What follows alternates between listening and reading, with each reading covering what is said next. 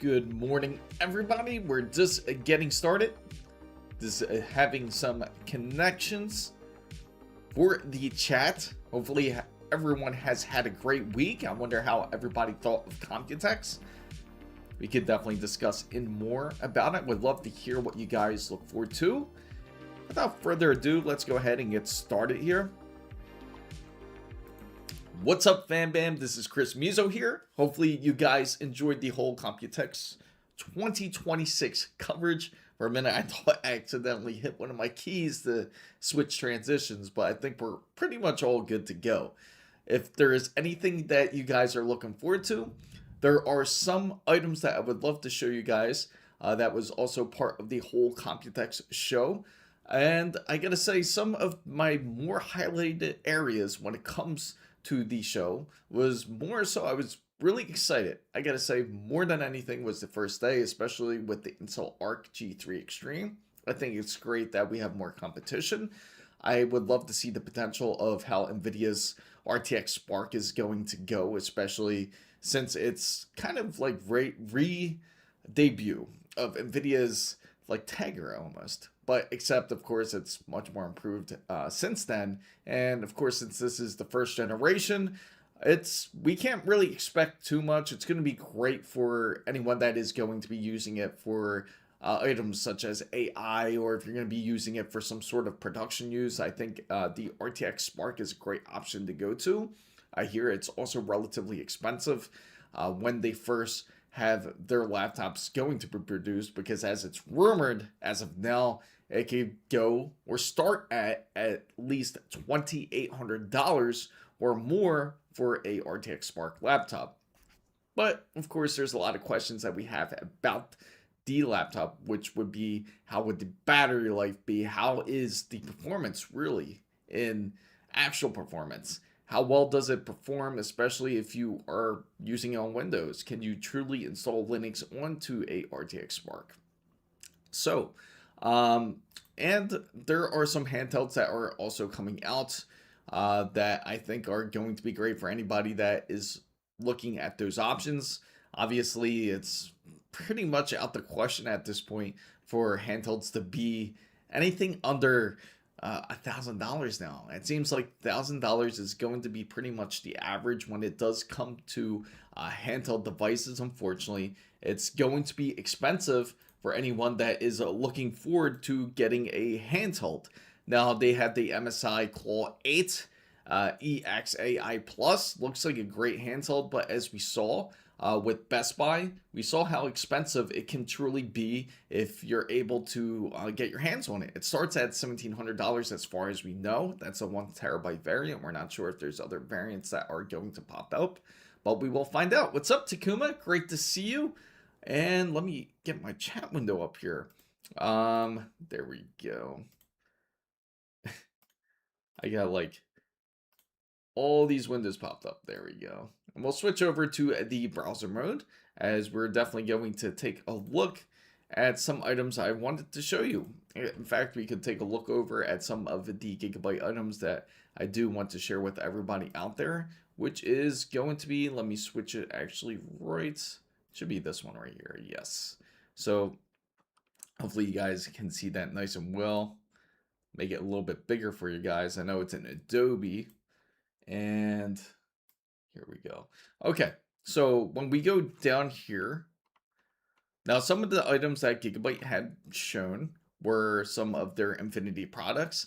If you guys are interested in any of those items, certainly let me know. I think one of the best items, I feel, especially out of Gigabyte's showing, is actually this one. One of the first ones they show here is the X870E Aorus Infinity Next. I think it's going to be a great motherboard. I think it would go great. I think I actually showed a little bit of this earlier. Like, there's so many different type of theme builds you can actually do with something like this. Just imagine you go with like some sort of like Elden Ring, or if you do some sort of Resident Evil build. But by the way, guys, I don't know if you guys got to check that out, but that is pretty dope that Resident Evil is coming out with Veronica. I'm actually truly excited for that, because I have not yet beat Code Veronica. I know ended up getting really far into the game, but I actually never had a chance to truly complete it. But I am certainly excited to check out the game. Hopefully, it'll come out soon. So, simply Takuma says that the handheld market will significantly negative impact this year, even with new releases. They won't sell at all with this RAM shortage, problems, and price hikes. Nothing will sell. Yeah, I think that's going to be one of the largest difficulties for sure when it comes to the handheld market. Right now, it almost seems, of course, niche because there's not going to be everybody that is going to be interested in looking at handheld devices, especially when you have them such at a high price. Most people that do game on handhelds would immediately look at something more like a Switch 2 at first.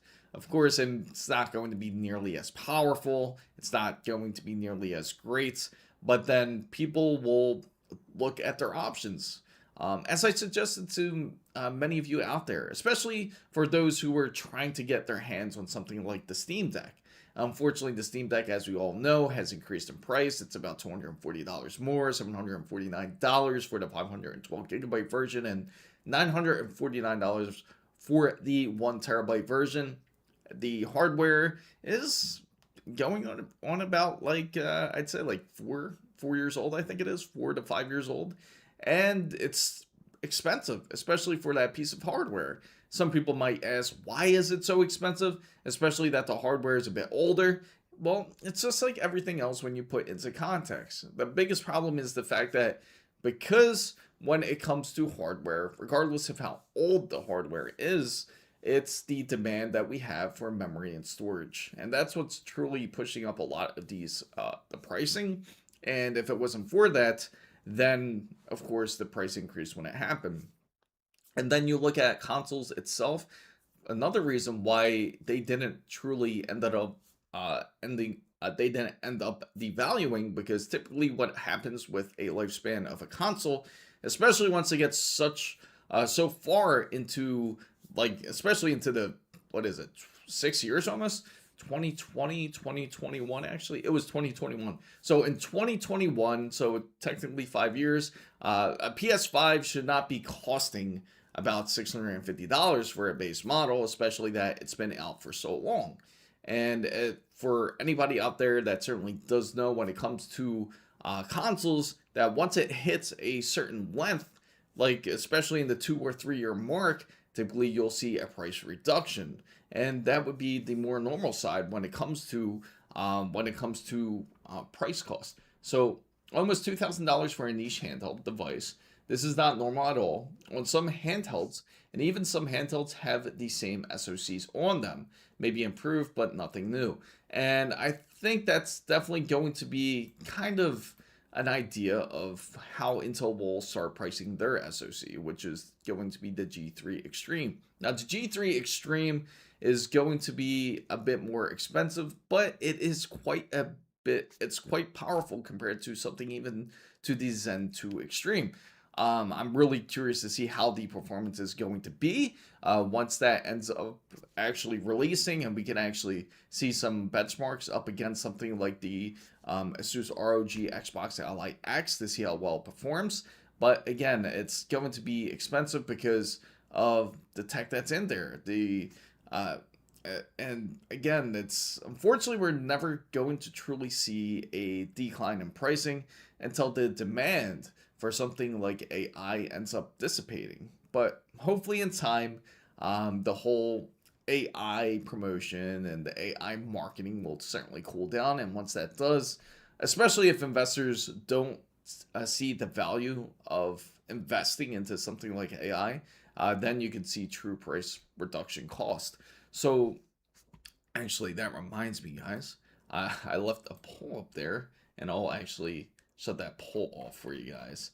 Let me see. Let me go down here. Also, I did want to speak on the 50 series, as you see that I have posted in the title. Now, some of you are probably curious of exactly what about the 50 series. There's going to come out with a Super. And the thing is, when it comes, what's up, Amir? Great to see you.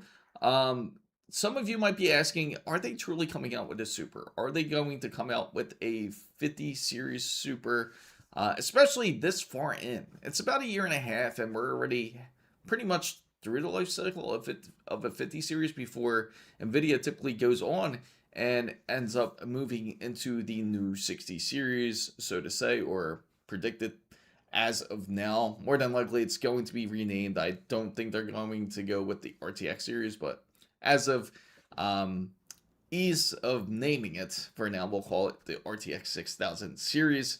As of now, they should be focused on something like that. Many of you are certainly thinking, but then somehow a rumor sparked up. A couple sources out there said that they are thinking of coming out of a super series, but that's really hard for me to believe, especially that there's like about 6 months if they end up going to a new generation, or the possibility is that they could end up coming out with the Super Series because they want to delay the 60 series, which is definitely possible. Now, with the Super Series, the biggest thing about it is that, of course, many of you, especially all of you that are in the market of trying to end up purchasing a GPU, you might be exactly looking for a very specific key, and I know many of you are. The key that everyone is looking for when it comes to a GPU is going to be the VRAM. There's not enough VRAM in a lot of these cards. Uh, there is in a very specific card, but you gotta be willing to spend for the $5,000 if you want, say, 32 gigabytes. And there's no in between. It goes 16 gigabytes to 32 gigabytes. We do have a few 16 gigabyte variants from the RTX 5070 Ti. We do also have the RTX 5060 Ti, which has the 16 gigabyte variants. And if they end up going with something like if they choose to end up going Super Series, then they could go into different increments when it comes to their memory modules, especially when it comes to the VRAM. Now, Takuma says, well, I think they can make a RTX 5060 Super, an RTX 5070 Super. Yeah, but from what I'm hearing, it could go RTX. They are thinking of coming out with the RTX 5060, but not a super version. They're thinking more or so of a RTX 5060 12 gigabyte variant, and then they're going to go to RTX 5070 Super, RTX 5070 Ti Super, RTX 5080 Super, and that's about it. There's no word of, from what I've seen, about RTX 5090 or Ti or Super. I highly doubt that they will. If they do, it's definitely not going to be beneficial for more gamers out there. Even, say they come out with a 48 gigabyte variation, I don't think there would be a lot of people out there trying to get it unless you're just having it to have for bragging rights, because as you know, 32 gigabytes of VRAM is plenty. It's really plenty of VRAM as it is already, as it is now. When you compare it to, say, like RTX 4090, 24 gigabytes is like that sweet spot that many of us are looking for. Nobody wants to have just 16 gigabytes of VRAM, especially for today's demands. And we don't know truly what Unreal Engine 6 is going to call for. We don't know what the how hard it's going to actually end up running our hardware. They already had a hard time already as it is with Unreal Engine 5, so let alone just imagine once you go to Unreal Engine 6, you can imagine that it's going to definitely be demanding, more demanding at least, than Unreal Engine 5, unless they somehow improved it. So Amir says, did I see the Resident Evil? I just spoke on that. Resident Evil Veronica at Summer Game Fest. I did. I think it looks great. I'm really excited for it. More than likely, we're going to end up being stuck until waiting probably until next year, unfortunately. But I would love to get my hands on it because I really want to beat that game. That's one of the games, one of the Resident Evils that I haven't got to beat because I got so far into it. I even remember, but I don't want to say any spoilers here, of course, on the live for those who've never played Resident Evil Veronica. But I gotta say, it's a great game. It's quite a very interesting game, I gotta say, at the least. but I'm excited for it. I'm hyped. So Steve says, "Good morning. A friend showed up at 7 a.m., so I am up." Well, good morning, Steve. Glad you were able to make it in. Yeah, yeah, it's an early day for you. So, I'd like a 5080 Super. I get that. And I think if they come out with an RTX 5080 Super, it's more than likely going to end up being a 24 gigabyte variant. The RTX 5070 Ti variant will be more than likely going to be a 18 gigabyte uh, 5070 Ti Super. And then you have the 5070, which more than likely will end up going to its 16 gigabyte for the regular 5070 Super. The 5060 is going to evolve from 8 gigabytes to 12 gigabytes. So if they end up pushing this, of course, they're not using more modules specifically in this. Some of you might be thinking, like, isn't that going to? It's going to cost more, of course, but I can't stress that enough. It's definitely going to cost more, regardless of how many memory modules they use.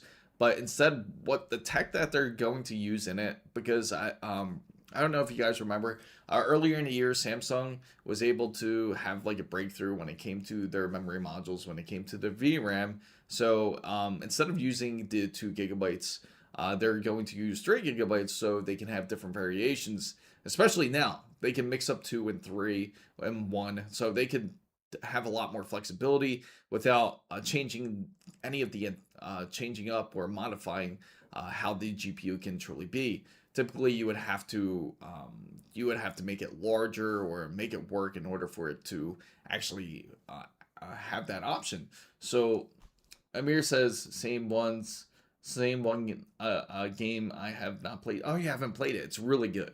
It's really good. What's up, Kay? Good morning, Kay.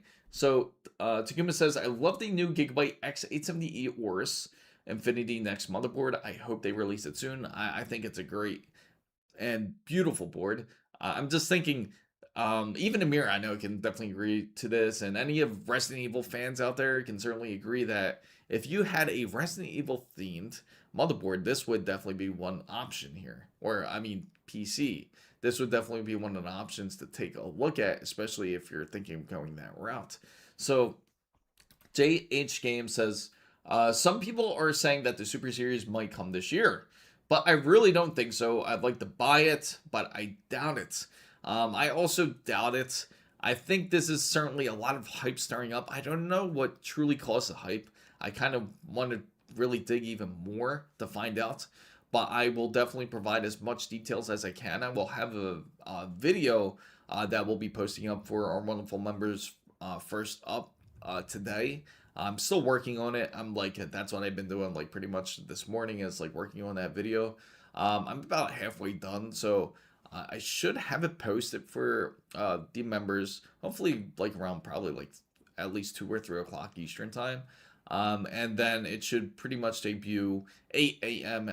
Eastern time on Sunday as usual for everything. So its case says, I like my 5060 Ti 16 gigabytes with old style PSU connectors that I got at the end of the year for $369.90. Hey, nothing wrong with that. I think they will end up changing it up. I'm curious though if they're going to change it up, especially if it comes to like a RTX 6000 series, or if they're going to end up actually doing a better power balance, so to say, when it comes to having these GPUs instead of having a single port.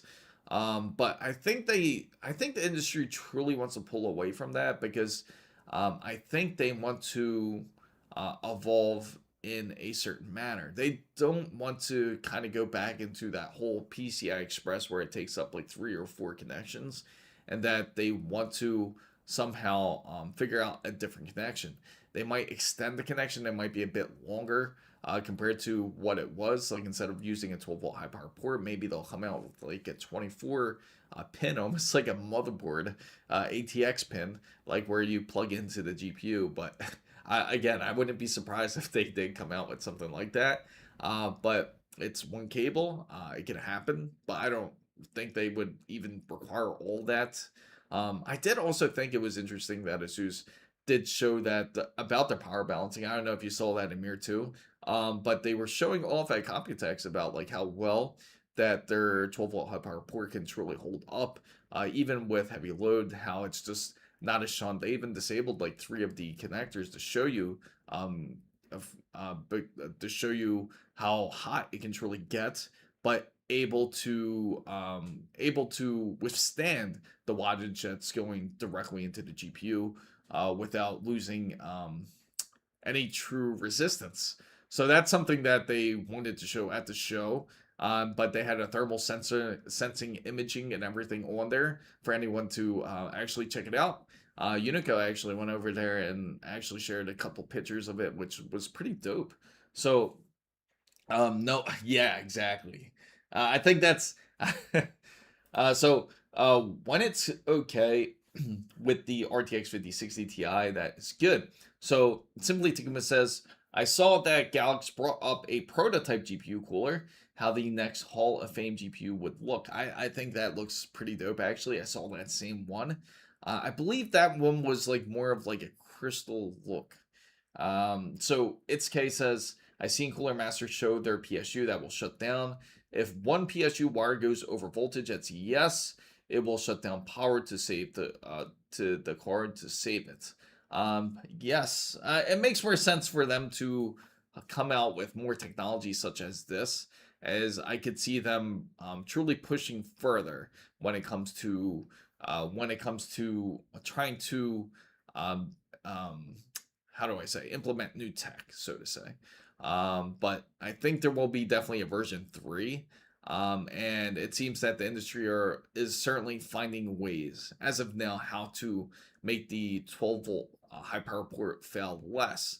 But the ironic thing is, I can certainly say that I haven't seen so many cases as of now, or hasn't been reported as much. So I do find that a bit interesting. But then again, well, we could always when problems like this happen, it almost seems like there's always like a certain month that everything ends up spiking up. You ever notice that?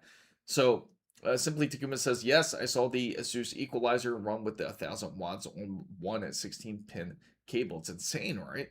Even the 20 series, which is the anniversary edition that they came out with Asus ROG Astral, which I think it looks like a beautiful card, but I can imagine how expensive it is. I did hear details or rumors at least, and I don't know if you guys got to see this as well, but for that Asus ROG keyboard, the Azrith Pro, it's expensive. I was thinking that they were going to charge it almost similar to what they sell it as now, but of course it's up there in price. It's almost double the price.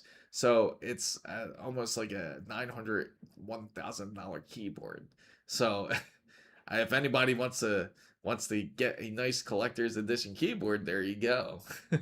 So going back to the whole 50 series side, for anybody that's coming in and that is certainly curious about the whole 50 series, if it's going to actually happen, the whole 50 series super, it's definitely a high possibility. It can certainly happen.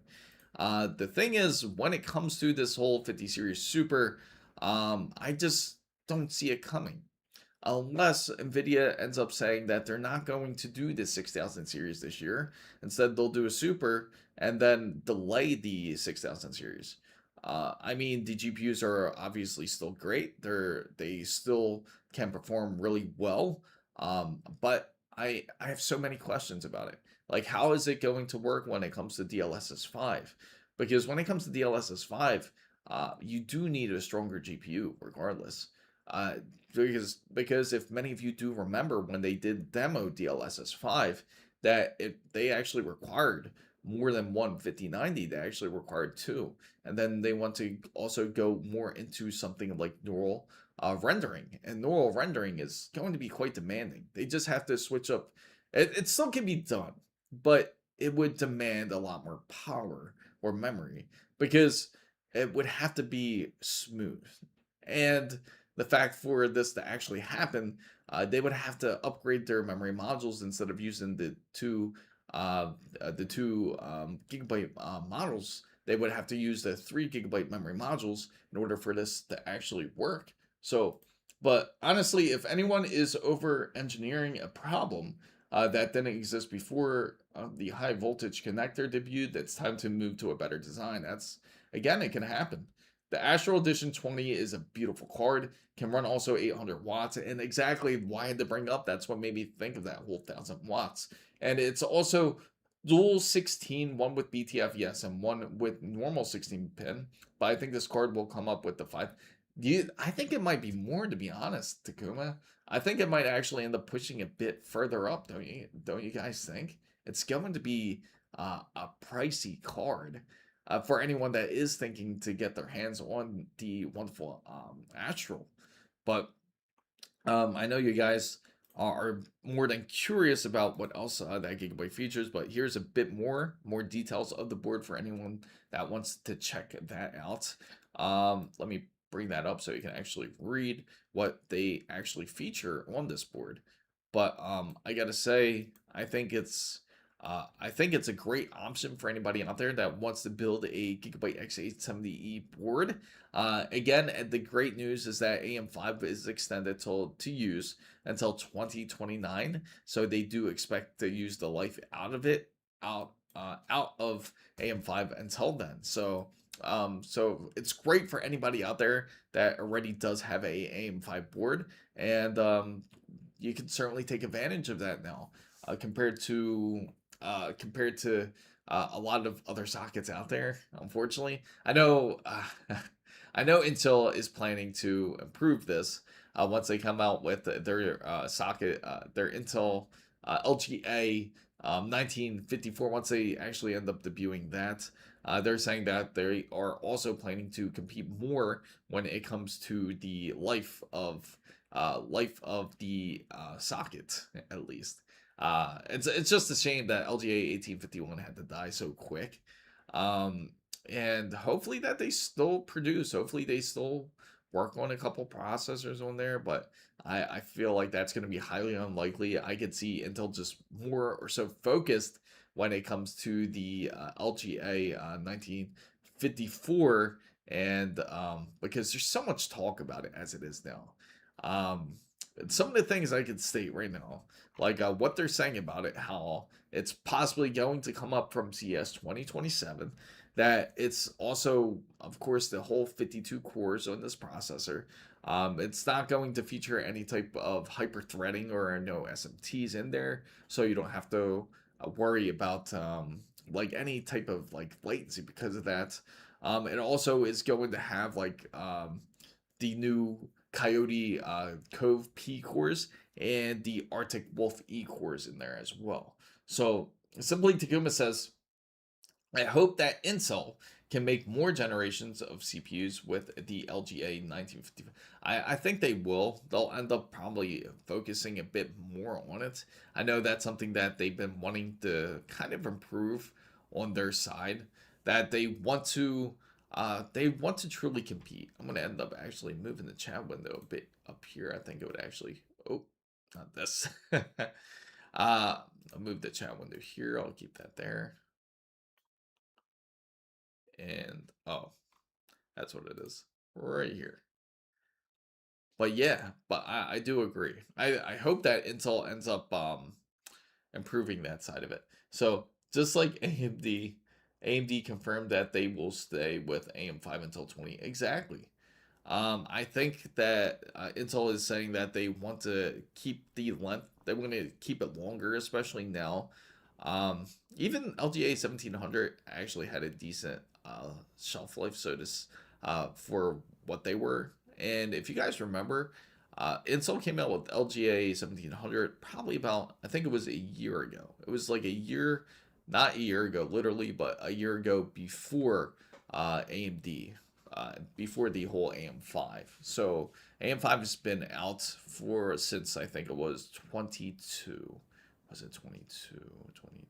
Yeah, it was since 22 that AM5 was out. And LGA 1700 right before them was the year before. It was at 21. So, but LGA 1700 is already uh, been been finished for quite a while, and AM5 is still going on, and they're still planning to push into 2029. So for sure, I think Intel is looking to compete in that sense. I would not be surprised if Intel kind of comes up with their same strategy, or maybe even longer. Maybe they're going to try to push it for maybe up to like another, what is it, for AMD it was since 22, they pushed it to 29. That's about roughly about um that's quite a while. That's about 7 years. So for Intel, if they do the same thing, could they push it even further? Could they push it up like 8 years, 9 years? So I can tell you, the longevity when it comes to CPUs could certainly last longer now. The hardware could last a lot longer. The real question is, how's it going to work, especially when it comes to GPUs? Are they also going to have a bit longer lives too at this point? Because if motherboards can do it, and same with the processors, GPUs could pretty much do the same thing if you truly think about it. GPUs could push further, and I wouldn't be surprised if that's the case. If that's the reason why their big selling point is when it comes to selling GPUs or any type of PC hardware, is that the longevity is much more longer comparatively to what they were years ago. But again, when it comes to a super series, I truly don't think that NVIDIA is going to end up dropping it. I'm really curious to see what truly started the rumor of a 50 series super. Maybe somebody heard something. It does make you a bit curious about why this whole rumor started about the 50 series, or they're just trying to bring excitement back to the PC hardware space. They know that people want to see something fresh. They want to see something new. And with this whole Computex, we kind of had an idea that more than likely that everything that we would see at Computex is going to be pretty much a reiteration of what we already have. What we have on the platform as it is. We already have a X870, we have X870 boards, we have AM5, we already not, they haven't quite announced the whole Intel side. We all know Intel likes to typically announce in September, but who knows, especially with Intel's new CEO, Lip Bhutan, on how he plans on releasing the whole new sockets. But if it is planned like in September, that's probably the next time we actually hear like a true hardware change. But Computex was mostly going to be like reiterations of what we already know of, which is AM5, all the NVIDIA series 50 series. We saw a couple different variations when they came to the RX 9070 XT. I think those are some great options for everybody out there as well. And one of the things that some of us were looking for was probably like a Steam machine or a Steam frame that didn't show up at Computex either. Something that you would think that would come up, or even during the whole Summer Game Fest, nothing. Because there was hints that we would have an idea that we would see something from Steam, but who knows? Kind of pulled the whole GTA 6 on us, and again, that was something I wouldn't expect out of something out of Summer Game Fest anyway. Is something like GTA 6, right, guys? So, going back to it, if NVIDIA chooses to go with the RTX 50 series Super, they would have these models, which is the 5060 12 GB variant. They have the RTX 5070, which would hit 16 GB for their Super. And then for the TI version, it would hit up to 18 GB. I remember earlier rumors suggested that they would even push up to 24 GB for the RTX 5070 Ti Super. And for the RTX 5080, you can expect that to hit 24 GB. And I think that's more or so the sweet spot that everybody is looking for when it comes to a GPU.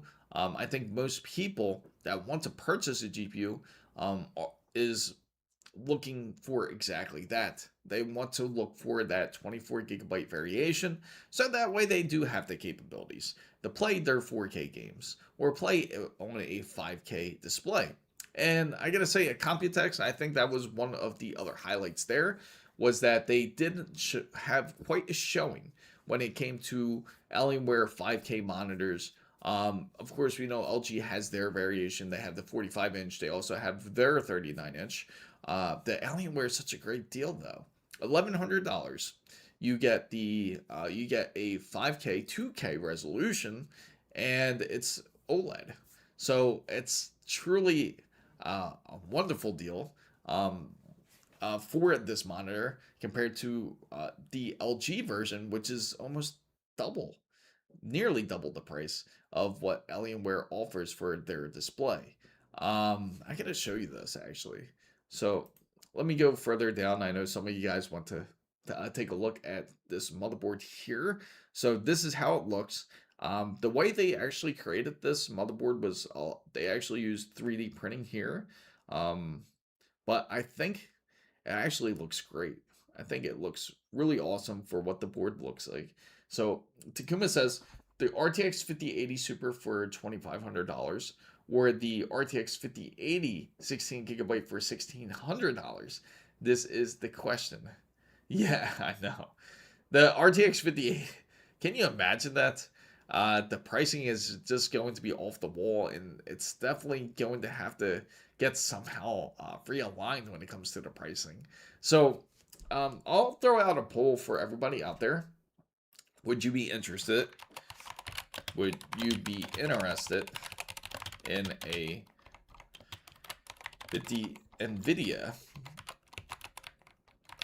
50 series Super line? So feel free to answer. You just vote with 1 or 2. You let me know what you guys think of if you would actually end up going with it. So again, this is not a GUI, so you don't just simply click on it in order for you to be able to vote. You just put 1 or 2 into the box and into your chat box, and it will allow you to vote. So Takuma would be interested in it. RTX 5080 Super for $2,500 or the RTX 5080 16 gigabytes for $1,600. This is the question. So because NVIDIA would release the super variants, this would be more than likely it would be realistically. So I wonder if it would end up dropping the value of the RTX 4090 if that was the case. The RTX 4090 still holds its value. It's insane. Because originally when they ended up first releasing, it was what was it, $1,499. That's what it was for the original RTX 4090 if you bought it brand new. And then of course, if depending on where you bought it from, it could run high up as I think it was like $1,900 for the RTX 4090. And the crazy part is it's still technically holding. That card is still worth a ton of money. If we easily look it up right now to see where the value is for the RTX 4090, it's going to say that you can, in order to purchase it used, it's going to cost around $1,700 easy. So, what's up, Z-Band? Great to see you. So we were just talking in the ideas. If anybody would be interested in RTX NVIDIA 50 series Super line, if you would just put 1 or 2, feel free to vote. You just put it into the chat. Now they do have the X870 Wars Infinity. This is also another board. This one is actually quite decent. Just imagine you actually have RAM that can go up to CL24 latency. It's almost unheard of today. It's like the typical RAM that you end up purchasing today is going to be CL36 at the minimum. CL40, it's all higher latencies, but this board can be able to run at CL24 low latency, tuning for up to 20% faster responsive time. And it does feature Gigabyte's new X3D Turbo Mode 2.0. So this is also great for anyone that is looking for, I believe this one also is BT, is this one the BTF one as well? So dynamic AI overclocking engine optimizations dedicated on hardware. Oh, thank you for At super Semi chatting. Takuma super chatted $11.52. He Oh, also a thank you super all. chat for the Threadripper project. Yes, certainly appreciate it. Thank you. We reached up to $171 for the project. So if you guys don't know, you can actually donate if you'd like for the Threadripper project. We have $171 now, thanks with Takuma's donation as part of it. So let's see if we can get this to happen. So if you want to donate to the project, feel free to send a super chat or feel free to go on to put a subscription in for Twitch or whatever you would like, as we will end up trying to raise our best for this whole Threadripper build. Thanks to our wonderful members. Thanks to Gasout, actually thinking of this. He's not, I don't think he popped in today yet, but he was the one that actually thought of this and wants to see this whole Threadripper build in action. So, um, the other option too is these Infinity GPUs that they do have when it comes to Gigabyte. Gigabyte has these different variations now. It's not just on the RTX 5090. They do also have the RTX 5080 Infinity, the RTX 5070 Ti Infinity, and the 5070 Infinity. But of course, we don't have any word on this whole RTX, the RTX 50 series Super just quite yet. I know. I think on the chart so far, I think we're like probably like 2.5% there. It's gonna take a little while. It definitely will. It's gonna take some time to get there. Uh, but hopefully we do. We do. Hopefully we can somehow reduce the cost. We'll try to reach out to some brands and see if we can end up getting some of the parts. That will definitely reduce the cost of that type of build there. But the Aorus RTX GeForce, the Aorus Infinity, they do have the other options besides the 5090. You can get the 5080, the 5070 Ti, you got the 5070. Pretty much like all the same type of casing on there. They use their new WindForce Hyperbus burst in order to cool this card, and I'm really curious to see how well it ends up cooling. I think it would actually cool really well. The fact that it actually uses like these large 140 millimeter fans on there to actually keep and to actually reduce the heat of the card. So they do have these cards. Now they claim up to 28% more airflow, 58% more airflow. So for anyone that is interested in a card like this, I'm just curious about how the pricing is. And one really neat thing I gotta say is that how they put the connection in here. Now I do highly advise for anyone that does install this card, make sure to push it in as hard as you can there because I know that's going to be, it looks like it's going to be a pretty tight spot, especially if you're building. If you have enough slack, you could always plug it in. You can plug in the 12-volt high power port before actually installing the GPU to make it a bit easier on yourself.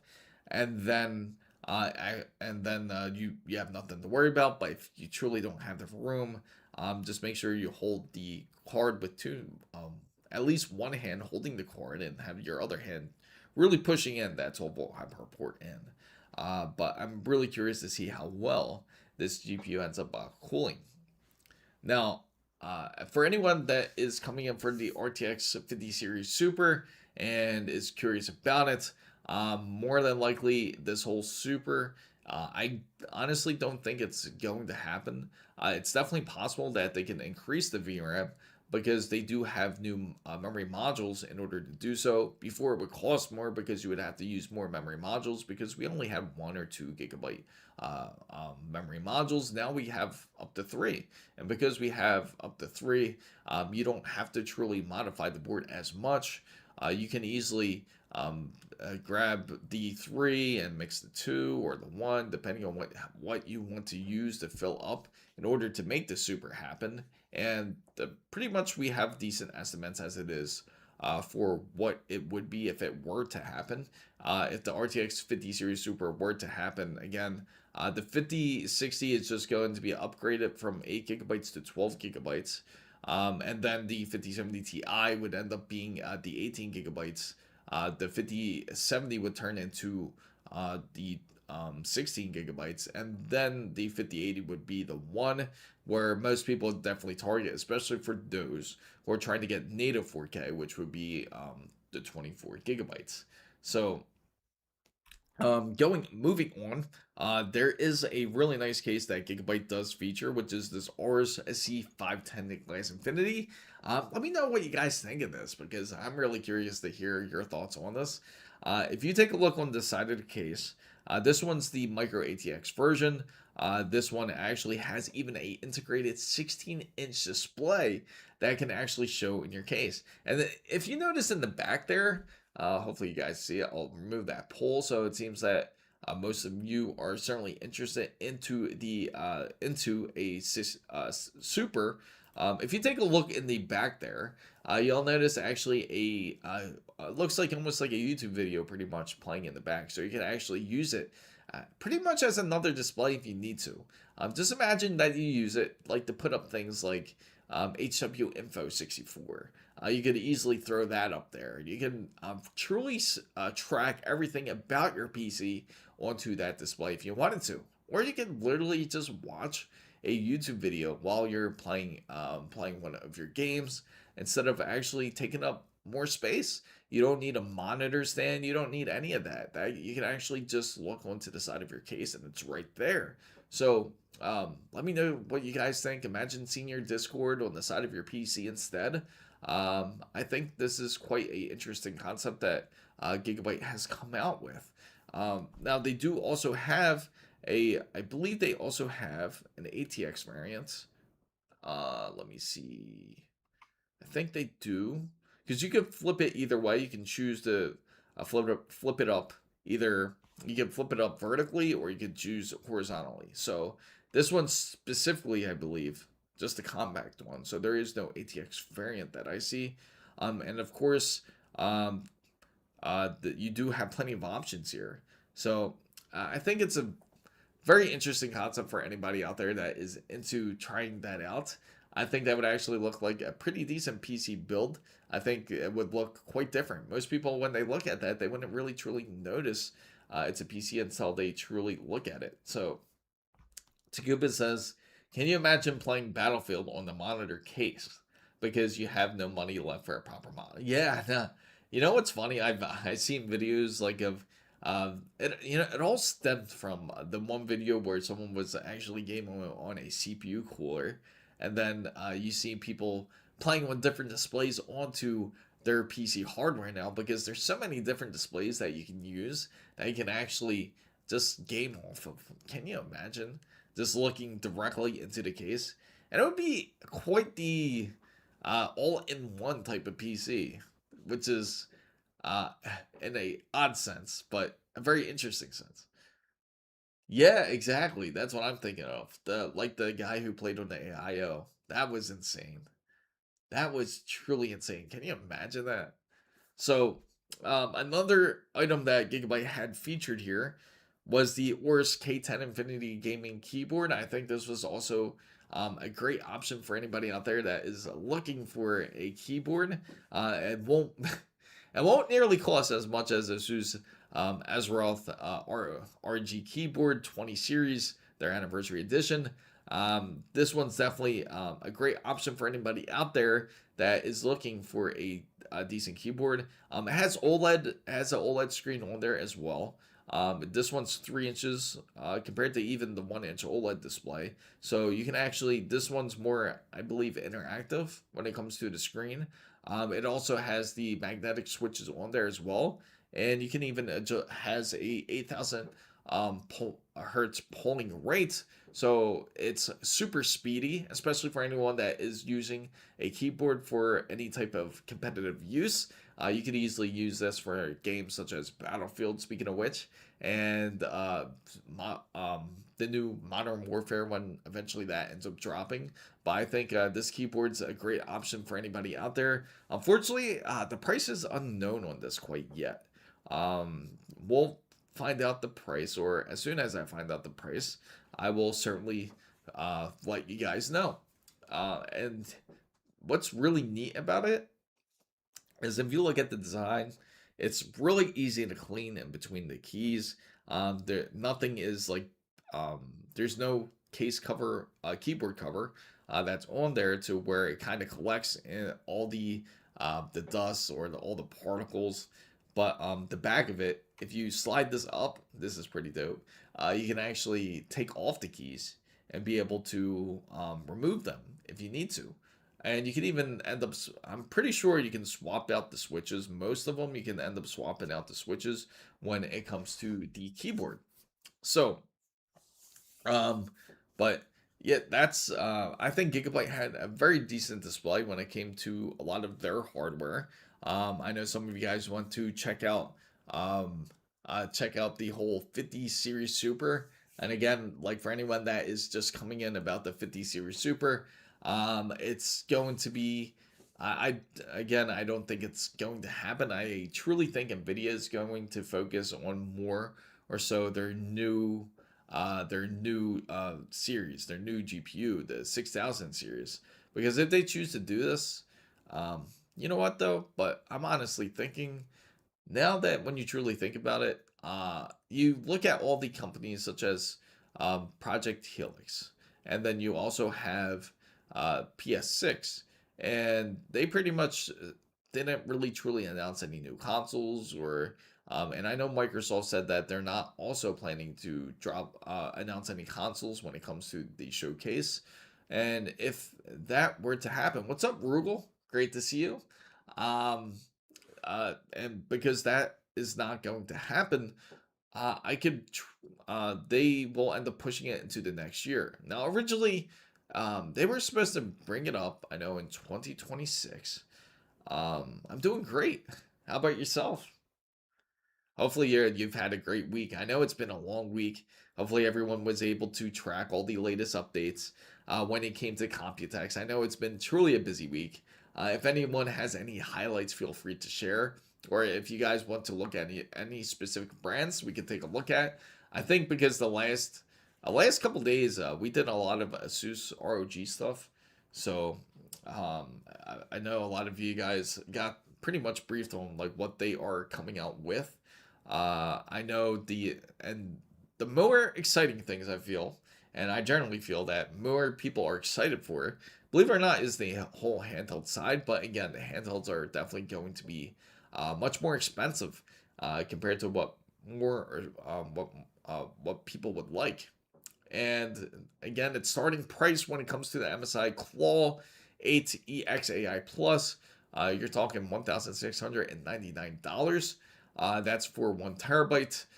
For the new G3 Extreme, it's a 8-inch display that's going to be on there.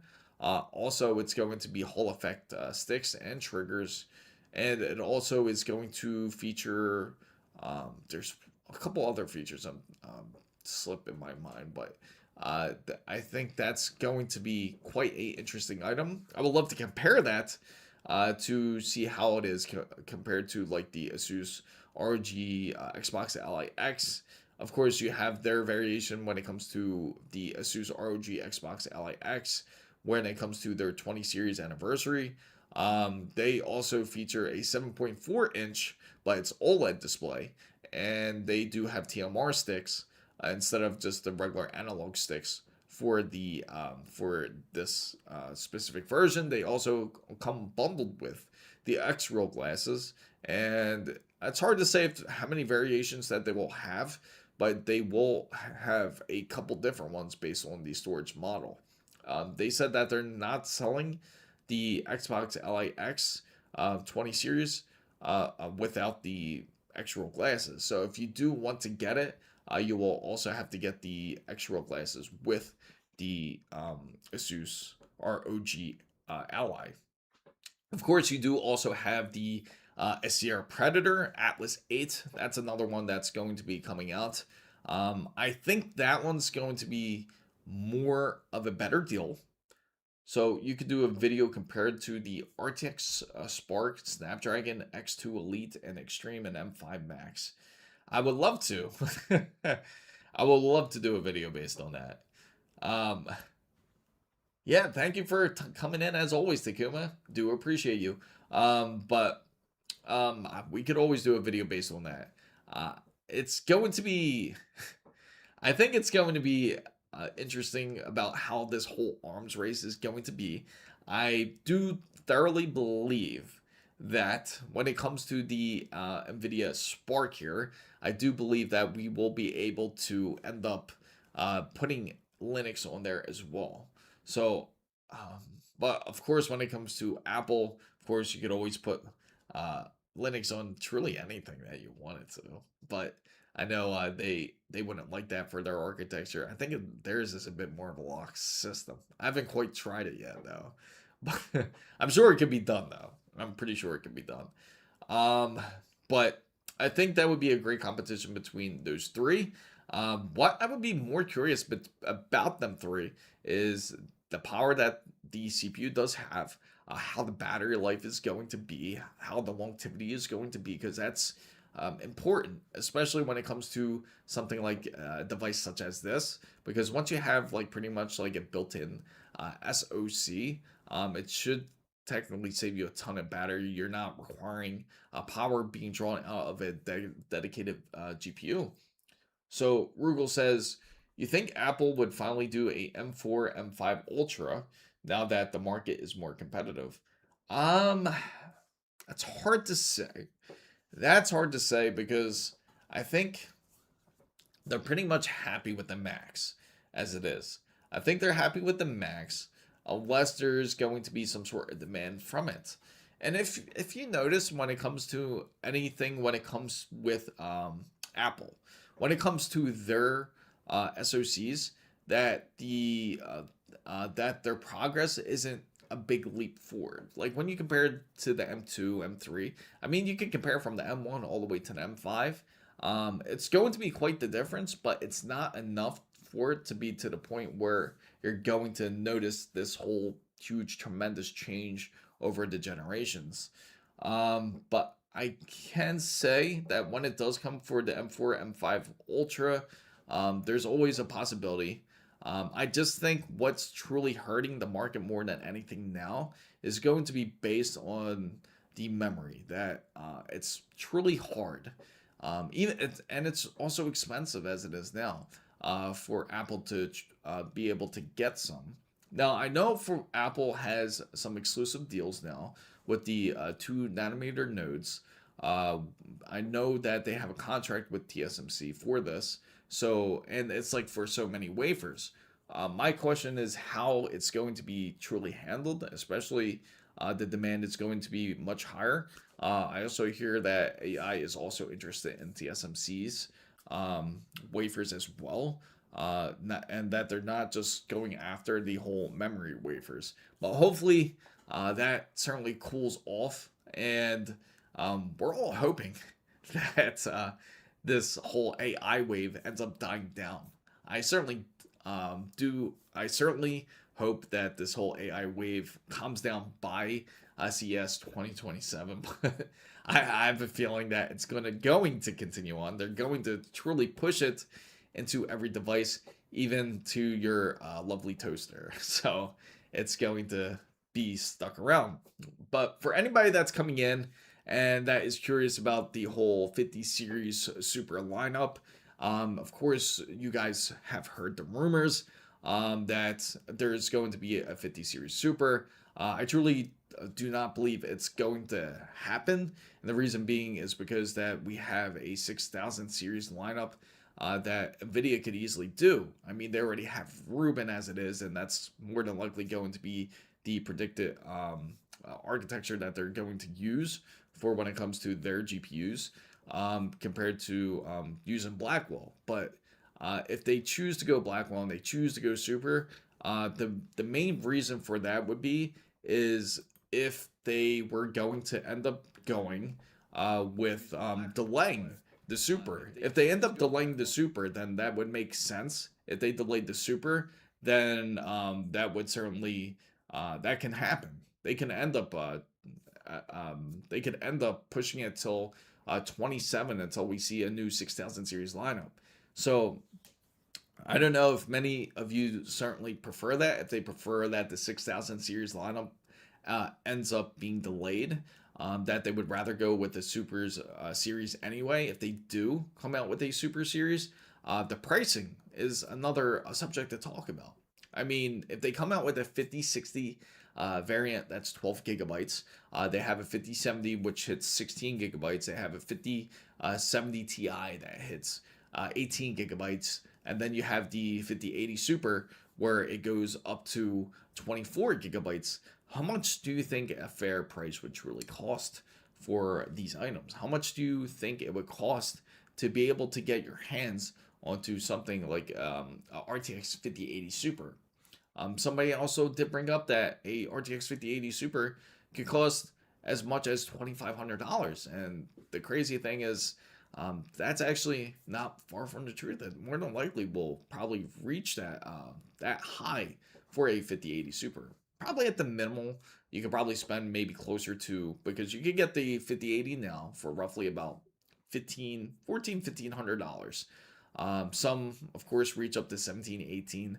So a 5080 Super would probably be around that range of 22 to 25. And that alone is expensive hearing it. If you are not happy with the price as it is now when it comes to the RTX 5080s now, you certainly are not going to be happy when it comes to the super pricing. Now, Steve says, I understand AI companies and investors are bailing on AI. Yes, there's been talks of that because they're not seeing a decent return as it is now. We all see how much that OpenAI has been suffering, for example. OpenAI had their project Sora, and Sora was supposed to create a ton of generative AI videos. They even had like almost its own like social media platform to where you can generate videos and kind of share it amongst everybody else. But they ended up abandoning Sora. They chose not to continue with the project because they wanted to originally expand outside of just being able to be this chatbot. They didn't want to have just like an AI chatbot, and that was pretty much it. OpenAI wanted to find different revenues of growing, so they came out with Sora, and of course they have other projects in mind. But and as you guys know, OpenAI is one of the first AI platforms that that originally came out. That was pretty much open to the public. You were able to use it, and then they just ended up just pretty much spiraling down from now compared to its competitors. You have Google where they're completely taking up the competition to where they're able to be a bit more efficient when it comes to AI. But of course, when it comes to efficiency, it doesn't just mean that they were able to use less VRAM, so to say, or any less RAM into their hyperscaling and into their servers. But the fact that if they end up just competing against somebody like OpenAI, they can literally just buy them out and just take over.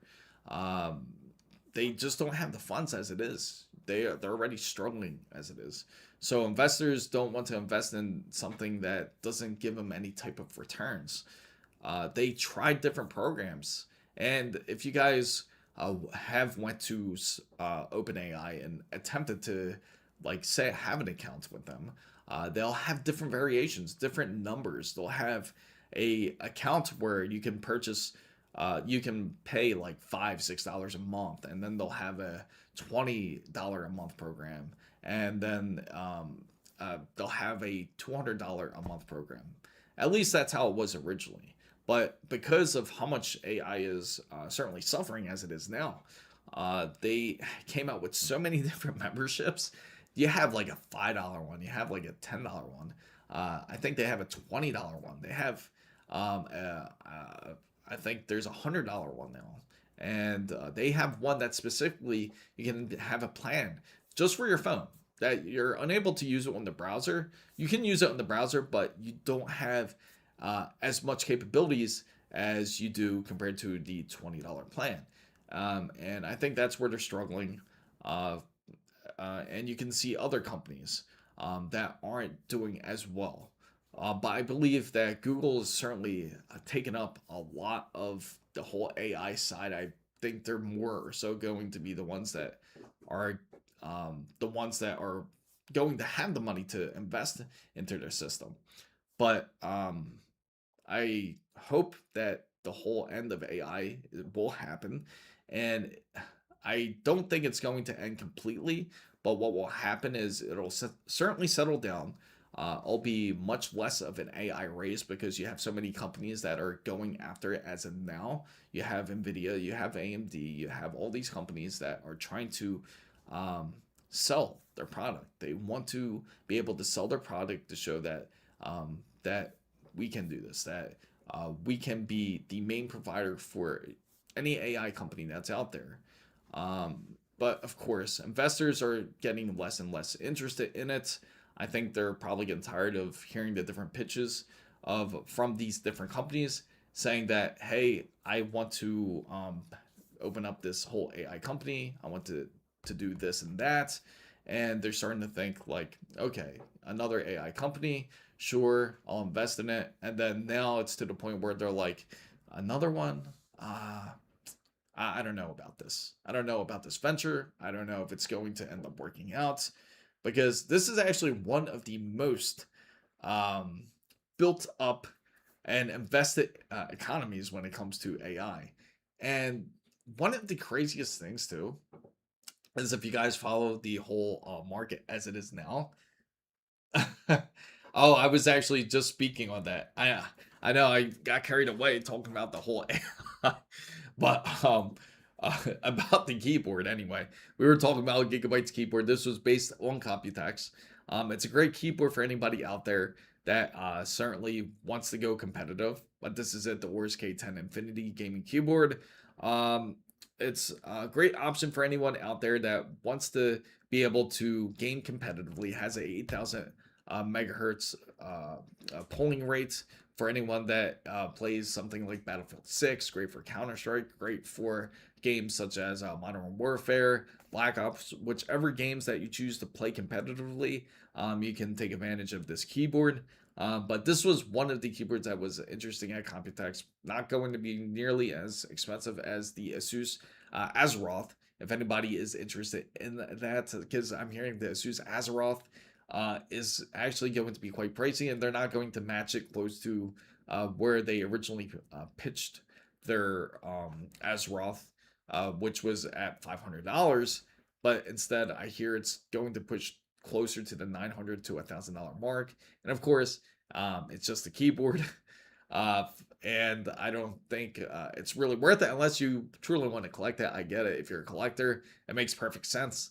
But for anyone that's just using it just to game on or just to use, I would highly suggest this is also a great option for anyone to go to. They even have the swappable keyboard puller. I mean, not a keyboard puller, the key puller. It's actually under this cover here. You can actually pull it out and you can actually pull off the keys. And if you guys are wondering if the switches are changeable, more than likely they are. I believe that they are. Um, and I bet they will have different switches for those who are looking for those different options. But again, on the whole stock market side, speaking of which, on that Friday, it was rough. It was really rough. You start seeing things come down, and it makes you wonder what the real reason is. But not to get too much into the whole finance side of things, they're saying that, oh, it's like federal rates. But what if it's more than federal rates? What if it's just investors just realizing, like, yeah, AI is not doing exactly what we thought. Let's start pulling out some of our investments. So that's always a possibility too. Just to throw in there. But if you guys are coming in, you're curious about the RTX 50 series Super, I honestly don't think it's going to happen. Believe that they are still focused on the RTX 6000 series. They might as well just focus on that. if they do think of a 50 series Super and they end up releasing a 50 series Super, it would be because that they're delaying the 6000 series, and it would be pushed into 2027, which is also a possibility. It sort of makes sense because if they end up doing that, then it would be because, as you know, PlayStation 6, Xbox, the Project Helix, they all ended up being delayed. They were supposed to be released like for 2026. It was expected to be, but it seems that everything is getting pushed into the next year. So, Steve, I get that too. If you have the hardware, don't purchase hardware if you already have it. I'm not suggesting anyone to purchase hardware if you don't, if you already have it. It's supposed to last you a good decent time. Hopefully, it will last you through this whole crisis as we have with Ramageddon and with the SSD problems that we already have today. It wouldn't make sense to purchase new hardware if you don't need to. So unless you need to purchase hardware, then get it. I would suggest the best thing that you can possibly do is if you are looking to build a new PC, then it would be the best options to go is going with like the Micro Center bundles. I could swap up my screen here and show you exactly what I mean because the Micro Center bundles, Newegg bundles are the way you want to go. There's a lot of great options up here when it comes to taking a look at GPUs here. I'm not GPUs, at these bundles. So let me switch over here. Where did it go? And it's on their new tab. I don't know. It's on a specific tab. So I guess I have to post it here, guys. So here it is. Here goes some Micro Center bundles here. These are some of their highlighted deals that they have. So Noor says, to be honest, the best new PC is a used Intel machine with a decent DDR4, like a 13. Okay, so LGA 1700 is also a great option for anybody that is looking for a PC. Obviously, you can go to the used market. That's always a great option. Typically, you can look onto the used market and be able to get a decent PC for a decent deal. I think that's a great option for anyone that's a little bit more tighter on their funds and wants to get a decent PC. I would highly suggest testing it. Make sure the PC works well if you do go used. But if you don't want to go used and you want to go to the PC builder route and you want to build a PC, one of the cheapest bundles I can say is this one right here. Somebody actually brought this up too. Over on X, and there's quite a few people that actually mentioned this bundle.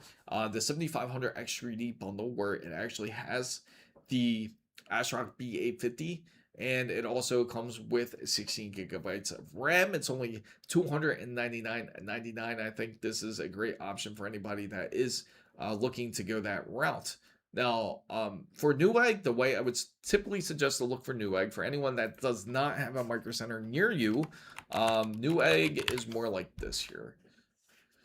So you want to build a PC, you want to build something like the 7500 X3D.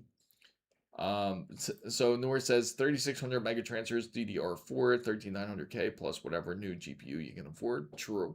That would be a great option. Even if you get a pre-built PC completely out of the market would be a great choice too, because you could always end up modifying, you could always end up changing the PC if you'd like. I think that is a great option for anybody out there that doesn't want to spend as much. We could go to the Facebook Marketplace and see what they currently have, but look at your local Facebook Marketplace. Typically, you can find decent deals when it comes to hardware if you don't have any. Of course, if you're looking for very specific hardware or you're looking for a very specific build, then it's best to definitely build yourself. Now, if you're looking for, say, a 9800 Extra D, the way I would look for bundles is you go to look up a 9800 Extra D, and then you would click into it.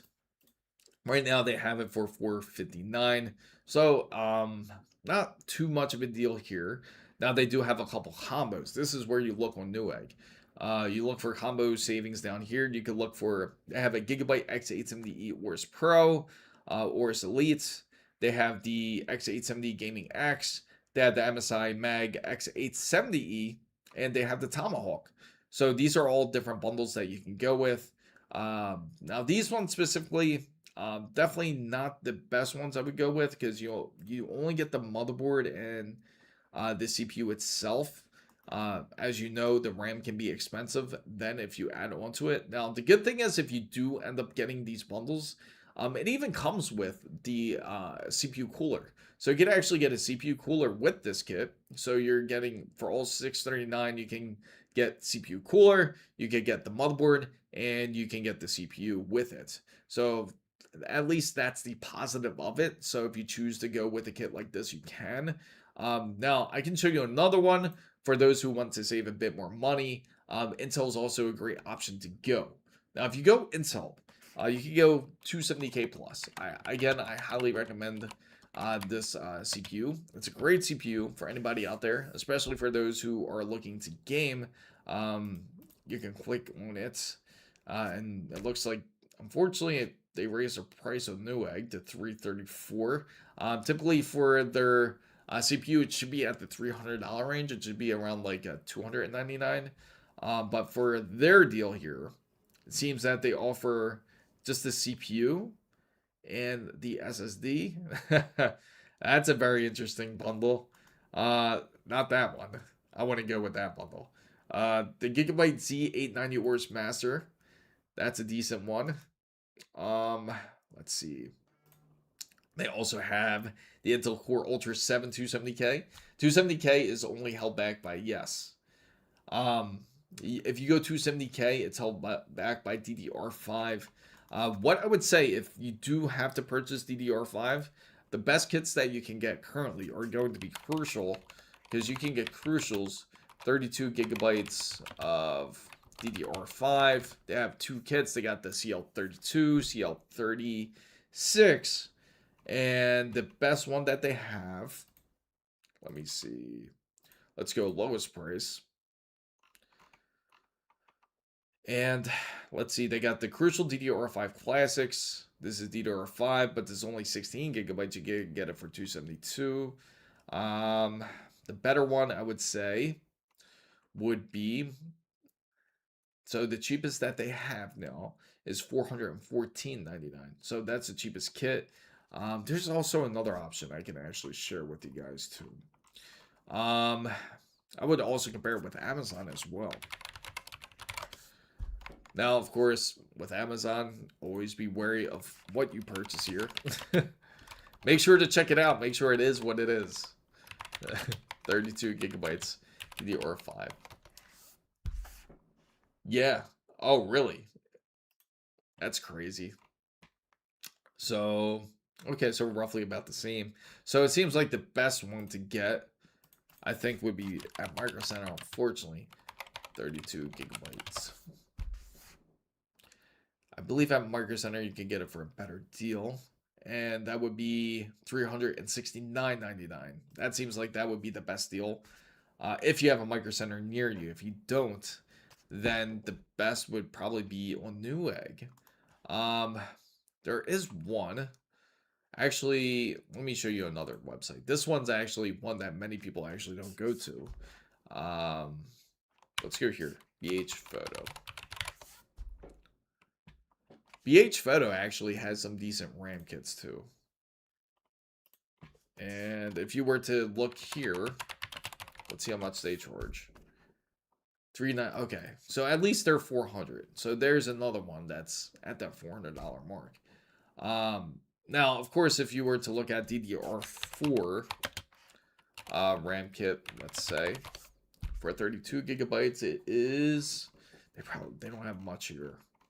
Not on B&H. So you could get that 16, 64. Still pretty brutal.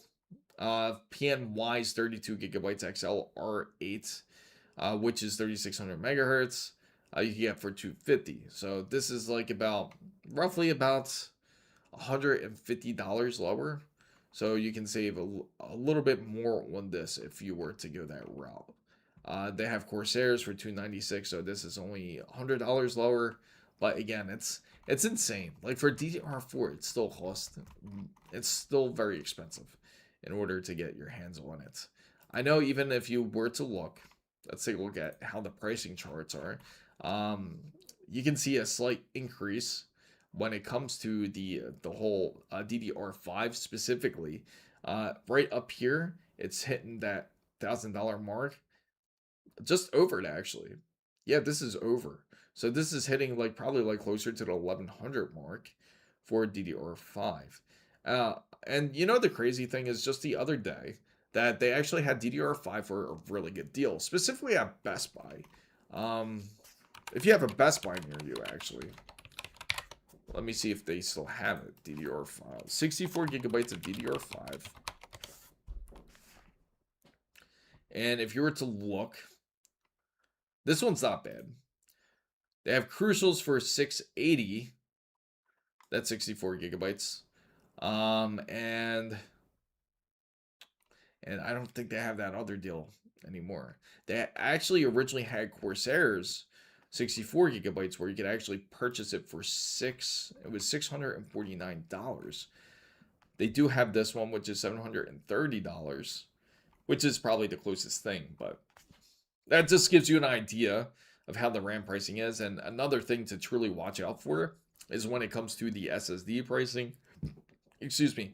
When it comes to the SSD pricing, that's also really expensive as well. If you just go over to let's see, products, and go over to, we're gonna go to storage here. You're going to see just how expensive it truly can get. We're gonna look at internal SSDs here,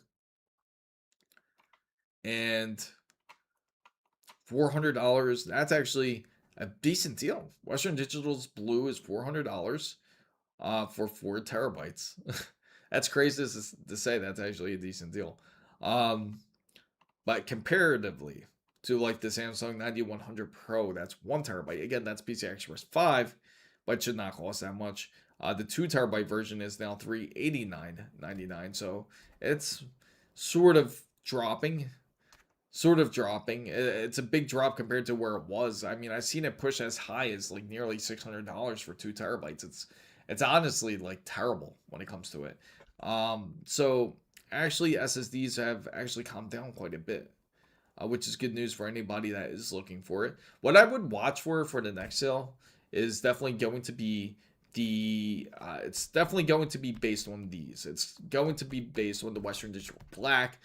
They pretty much went through this whole new rebrand.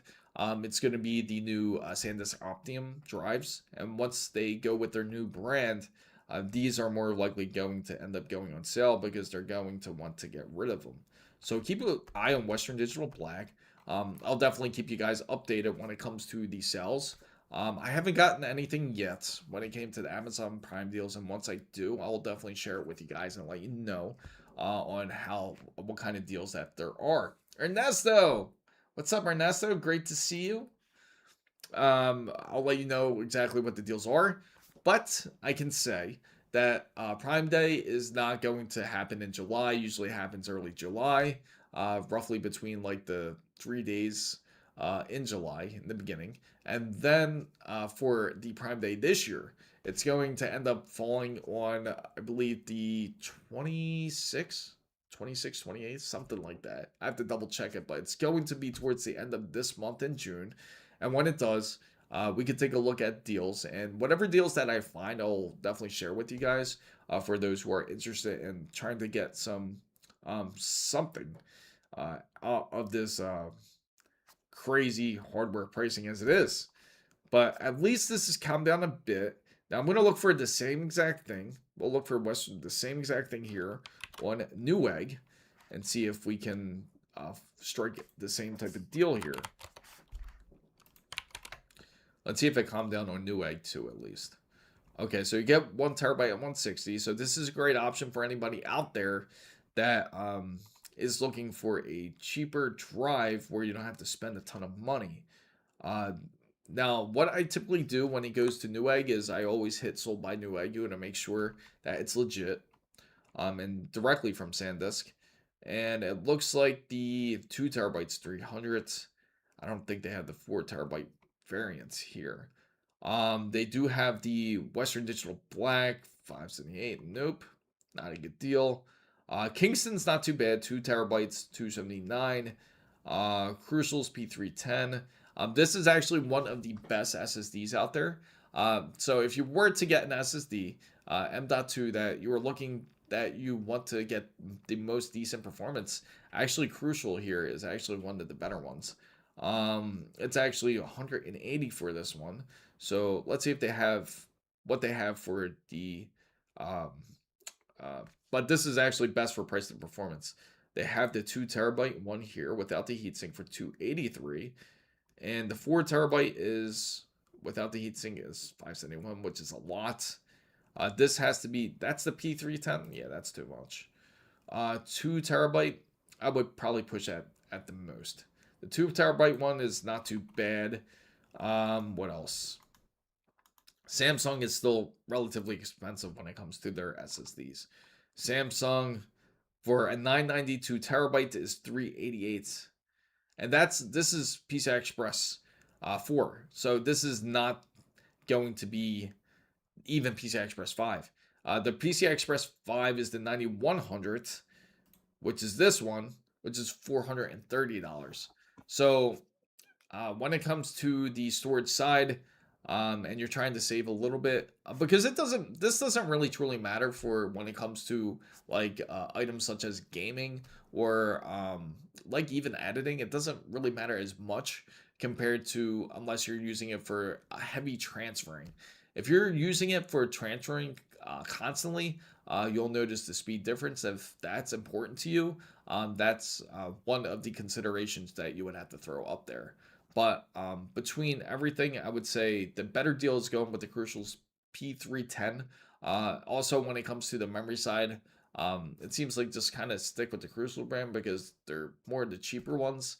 Of course, as you guys know, they pretty much pulled it out of business, out of the consumer side as it is, because they were one of the first ones to go to just focus on the enterprise side. Same thing with Samsung. Samsung did pretty much the same move. They pulled out of the consumer side, specifically, I know, on the whole RAM front, at least. But those two are no longer doing it for the consumer side. The only one that is SK Hynix. And of course, I know we got some new players that are also in, but the new players I don't trust as much, as not for now at least. So if you go PC build, the best way to go, especially when building a new PC, is go for the bundles, see what deals they have. Best way to look here is probably right here. Let's take a look here. All these shell shockers, see what kind of deals they have. So for Newegg, this one's, that's pushing it. That's expensive. I feel it's best to fall under $300 for something like that. This CPU combo.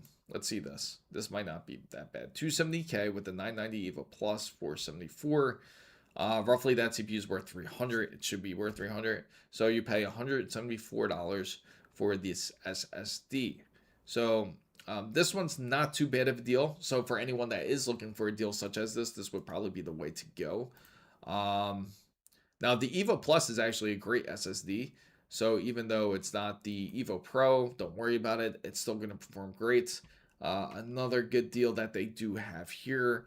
Now, if you have AM4 already, I would suggest anyone that has AM4 already, don't go for the 800 X3D. It doesn't make sense when you can get this for $238.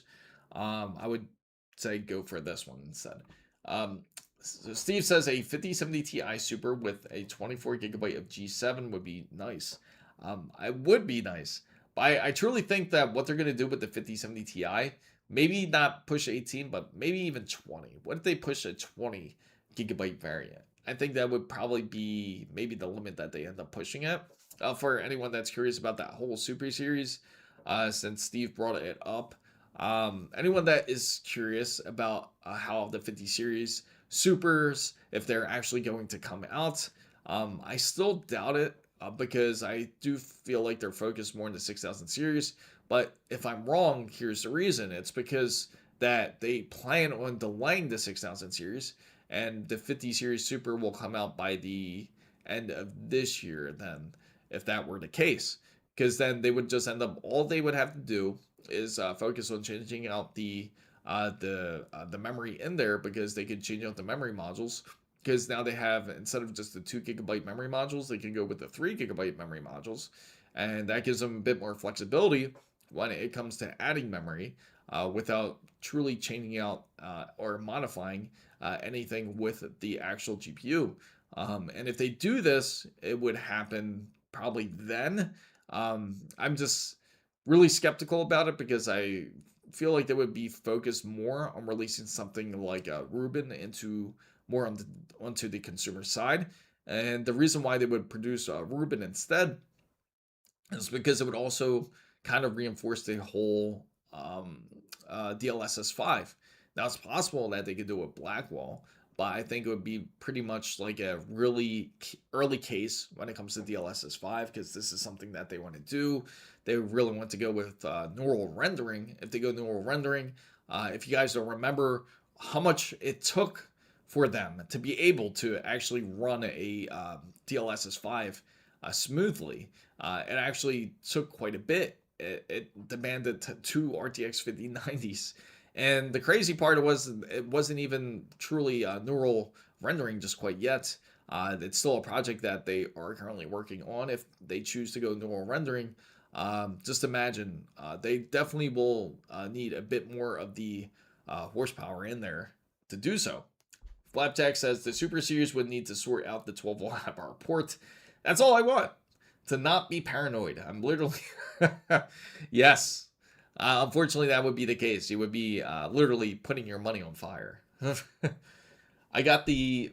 Oh, really? That's actually a decent deal. If you got it for 183, there you go. So this one has $10 also. Technically, it's 228 at least. Let's see if it comes with anything. Maybe it comes with... Okay. So if you do get it... Okay, get this. If you do get the AMD Ryzen 7 5800 XT and you upgrade to it, that they actually offer a mouse with it. That's the Asus ROG Harp Mini. That's actually quite a decent mouse. It's the smaller version of pretty much the Harp 2. It's a great mouse for gaming. Actually, it's really smooth. It's amazingly accurate, especially how well the polling rate is. Let me see the polling rate here for this mouse specifically, because I know the one that I currently have, the Harp 2, has up to 8,000 hertz when it comes to the polling rates. For this, let's see, the 11,000. That's also important. The DPI goes up to 12,000 DPI. I don't think anyone's going to go that high anyway. Polling rate, it's only 1,000 hertz. Okay. So it doesn't go up to the full 8,000 hertz. So that's the difference between the Harp Mini and the Harp Ace. But nevertheless, it's still a great deal if you choose to go that route. Now, of course, if they do come out with the Super here, the different variations, I'll name them real quick, which is going to be the RTX 5060. It's not going to be a Super, but it's going to be RTX 5060 12 GB variant. They'll just up the 8 GB into 12. And then when it goes over to the RTX 5070, they'll push that to 16. RTX 5070 Ti will get pushed over to more than likely 18. If not 18, it would be 20. And then 20 GB. And then when it goes to the RTX 5080 Super, then that'll get pushed into the 24 GB category, which would actually be the sweet spot for a lot of gamers out there that wants to end up pushing for higher refresh rates, and also onto a higher display resolution with more or so native 4K, which I know more people out there are looking for. That would actually be a great GPU for anyone out there if NVIDIA decides to actually go through with this. The next question that a lot of people certainly have is when it comes to the pricing, how much would this actually cost if NVIDIA ends up doing this? How much would it truly be if NVIDIA says, hey, let's come out with the Super Series? And it's going to be expensive. It's not going to be cheap. The RTX 5080 Super would more than likely hit around the 2100, to probably 2400, 2500 range at the most. but it's going to be around that range. Uh, you might ask, why is it so expensive? Why is it, especially comparatively to the RTX 5080? RTX 5080, the cheapest you can certainly get it now, is around $1,400. If you were to get like a more higher end model of the 5080, as you guys know, you could spend as much as $1,900, especially if you look at the ROG Astral, the RTX 5080, it can easily cost you that. So if you were to look at a 5080 Super Series, definitely expect it to be around like at the minimum, probably touching that 1900, and then it would probably go on from that tier from there out. So it actually would probably be like closer to probably 1900 at the lowest to 2400, I would think. 2500 maybe is too excessive, and I think NVIDIA knows that. They'll probably push it 1900 to 2400 range. RTX 5070 Ti Super would be actually end up pushing around pretty much closer to the RTX 5080 side. It would be around that 1400 range. They would probably, I wonder if they would stop, like slowly start to stop producing the RTX 5080s if that were the case, or anything that was prior to the Super Series. But if that were the case, that's how they would do it. And that would be the only reason why they would go that route, is because they would end up they would delay RTX 6000 series if that was the case. But that's how I think what would happen. Now, if you are looking for decent deals, you would want to go here, take a look at the shell shockers. These would probably be the best deals. Uh, Ironically, they don't have they don't have too many crazy deals, but let's look at clearance. Let's see if there's actually some great deals in clearance here. They have some laptops. If anyone wants some laptops, B850E Wi-Fi, not too bad. B850E Wi-Fi, 158.88. That's not too bad. Considering if they do have a X870E variant of this, the X870E variant of the Asus TUF is usually 250, I believe it is. 250, 270. Let me see. Do they have it right here? The X870. I'll look it up right here. TUF X870. 280. Okay. So that's actually quite the deal then, if you compare the two. Let's make sure it's sold by Newegg too. Wow, look at that white tax on that one. That's crazy. That's another $70. Just because it's a white motherboard. But there you go. So relatively decent. Decent of a deal.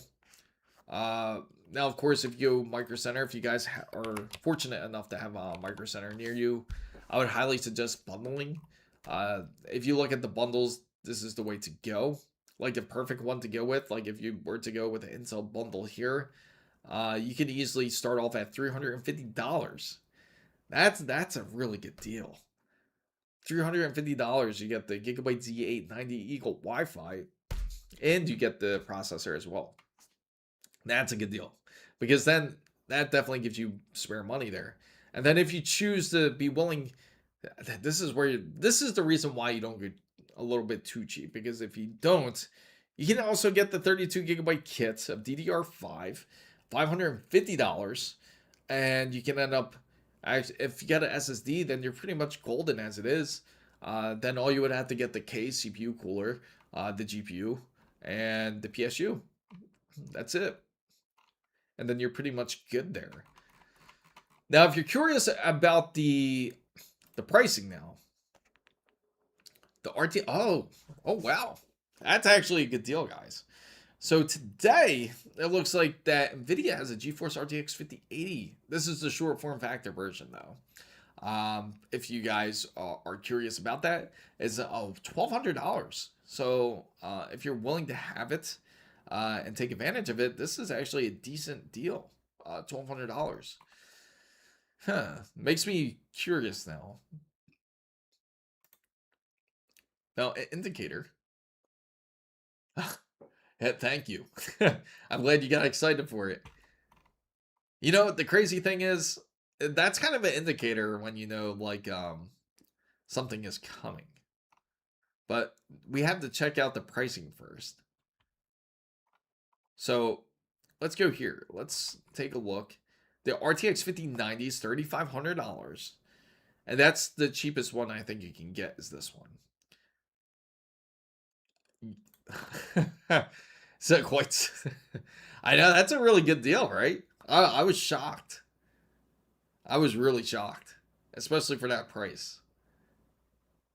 If I saw yeah. I think a lot of us would. Like if you saw something like that on eBay, uh I think a lot of us would be uh definitely questioning if it's truly authentic. If it's an authentic GPU. I know I know many people out there would definitely question that. They got this gigabyte NVIDIA RTX 5090 Master Ice. What's up, Predator? Or the Pred? Uh, Gigabyte NVIDIA GeForce RTX 5090, 4099. I know some of you guys definitely question if they came out with a super series of the RTX 5090. I would highly doubt it. And if they do, you know how insane it would be. You're talking about like they would push it maybe 48 gigabytes, and there would be absolutely no point for anyone to have that much VRAM unless you have this insane multi crazy desktop multi screen desktop type of setup where you need everything running into like 5K. Then that yeah, I could see it, but most people out there are not going to take advantage of that. Now, for people that want to use it for professional usage, you have the RTX 6000, the Blackwell 6000. So yeah, and I think so too. I honestly think they did. I bought a Corsair Commander fan hub. It was a pain to. Oh man. So it was one of the older ones. One of the older Corsair Commander hubs. Because then that becomes a little bit more painful of an experience for sure. If you're doing that. If you're hooking it up manually like this. The older ones were very, how do I say? You had to manually connect everything. I remember that. The Duo version. Okay. Is it the Corsair Isle? Is it more the Corsair Link, or is it based on the lighting hub that they used to have? 5070 Ti Super might get me to buy one of with a 24 gigabytes of G7. I think a lot of people be willing to. Oh, I gotcha. Yeah, hopefully you get that overtime money. Get it. Especially now. If anyone wants to if a super does happen, you want to make sure to have some extra money saved up there. So the IQ one. Okay. IQ let me show you. If I show you maybe you get a better idea. Let me see. I know it I have it. Is it this one? This one's a bit of a newer one. This one's more the iLink one. I got like a ton of these. But is it this one? Or is it different than this one? Because these ones are the ones where they're more. Or is it more like this one? This one's the older style here. It's like this.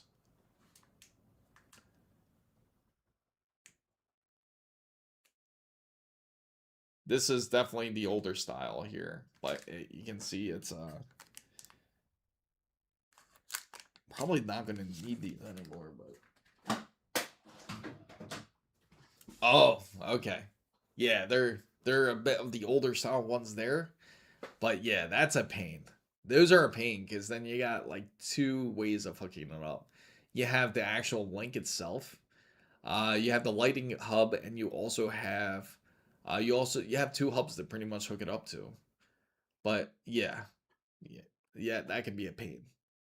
But you did it. Congrats on doing it. That's not an easy task for a lot of people to do.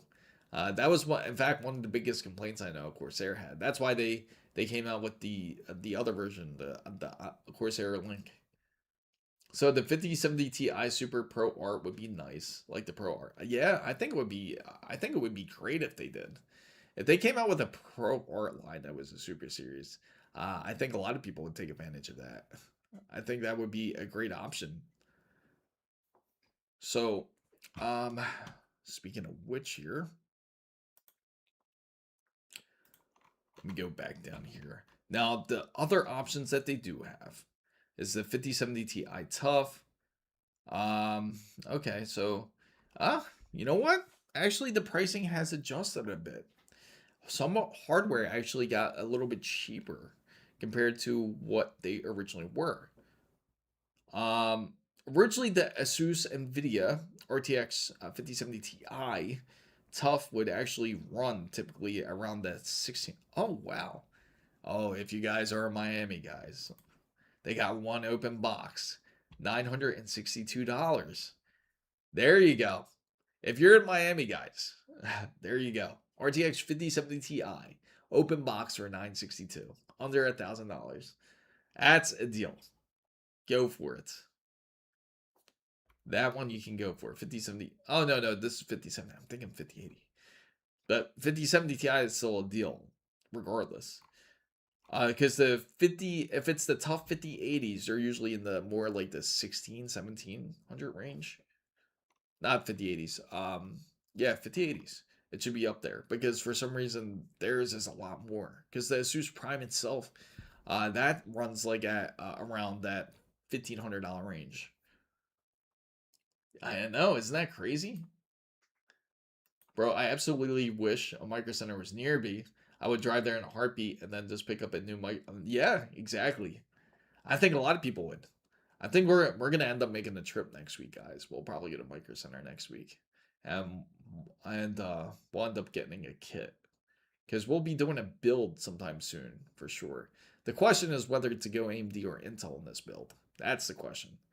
And if you guys want to end up coming up with which one that you would prefer to go with, let me know. Feel free to say. I have the Gigabyte gaming overclock version of 5070 Ti. Awesome. Awesome, man. It's a great GPU. I actually that's one of we actually installed that too. We installed that on the 270K plus build, remember? On the 270K plus build, we got a 5070 Ti. Thing just got a 5080 foundry. What? For 1100. My 750. Yeah, get that PSU, man. 750 watts. Get a bigger GP. I mean, PSU. Because I'm pretty sure you can get one for a decent deal, especially today. Because I know MSI is like offloading a lot of their PSUs. If you look at theirs, I'll take a look at their PSUs for you so you can see here. Not this. I'm gonna say air and water cooling. I know that's not what you're aiming for. Let's see. Let's go to closeout. That's 750. All right, let's try this. What we'll do, we're gonna go ahead and go with MSI's because I know MSI usually has theirs on sale. Now I know some of you are like, oh, but don't they got problems and they have issues? No, they truly don't. Like I actually run MSI's power supply on my GPU itself. It's on an RTX 5090 and no issues. But MSI's you get MSI's Mag 1000 GLS for 140. Let's see. That would probably be the better deal if you were to go that route. 1000 watts. Yeah, I know. You will be laughing. Yeah, Fantech. I don't. The only problem is I don't think this Micro Center has Fantex. But you know who does? I know Newegg has it. Let's see. Fantex power supply. Oh, that's a good deal. $125. But this is an ATX 3.0. So this one, if you want to go 3.1, That's 170 for 1200, but that's way too much wattage. You don't need that much. Here you go. Same price, 1000 watts. This is ATX 3.1. This is perfect. $20 off too. So you can actually get it for $120. So this would be something that you would want to go with. This would actually be a great deal for you if you were to go Fantex. So Flapjack says, I got a 1000 ROG Strix PSU, 1000 watt, I'm assuming, for 200 and got Resident Evil 9 for free. Oh, that's a good deal. That's right, because Asus was having that bundle for a while. If anyone ends up getting, just to let you guys know, if you are planning to get a RTX card, if you are planning to get an NVIDIA card, you can actually pick up the NVIDIA card with the new 007 game, First Light. You can actually get First Light with the GPU. So if anyone is pondering or thinking of getting a GPU, you will get First Light with it. I don't know if Intel's still doing their bundle deal, because Intel also, if you choose to go Intel, they were giving out a deal. Let me find out right here. Let's see if it's still going on here. I don't think it is. Damn, that would have been a great deal. It came with Lego Batman, but it doesn't come with Lego Batman anymore. I don't think it does. Those don't look too bad ordering right now. That would be perfect. Also got a 9800 X3D, and my old GPU was a 6. Oh, really? Oh, wow, that's funny. Do you have any micro ATX cases to recommend? The Okinos Aqua 3 is now $80. Now, personally, to me, this is more personal preference here. I like fractional designs.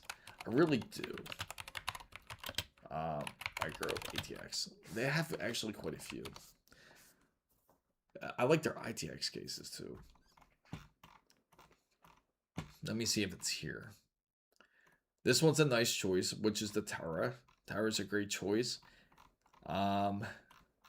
Personally, to me, I really want to do this project. Actually, let's go on their website. Fractional design.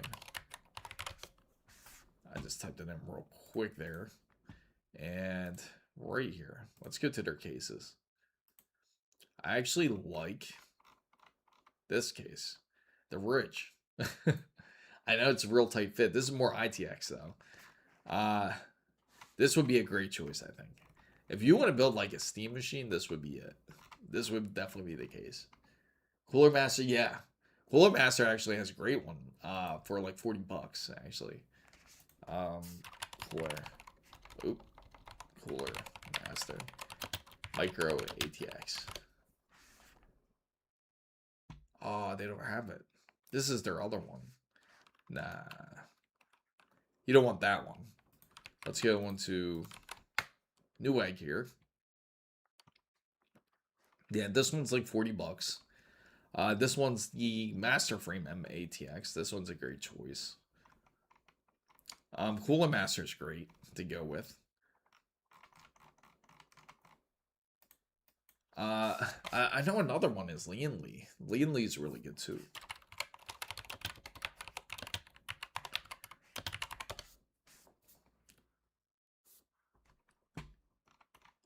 These are some great options if you prefer something like this. Like if you want kind of like that tank look, like the fish tank look. I like to call it. So I imagine a small case like that would be rather loud, not a small form factor fan for a reason. Yeah. Well, unless you install like a large fan onto the side of it, I would imagine something like this. You would have to have a really decent setup in there. Like a nice, decent, maybe I don't know if you could truly fit that in there. It makes me really curious of how much can you fit. Imagine putting like a 5080, 5090. Yeah, no, that's what I like too. I agree. I agree. Like you would get something like this, right, Annellis? like something like this. I think this would be a great choice. And then they also have, like, if you want like complete, this is more like Steam Machine style here. Like you want something more like this, kind of like a cubish look. They do have it. And the crazy thing is they got a ton of room actually in there. I want to show you the inside of it. It's more like this.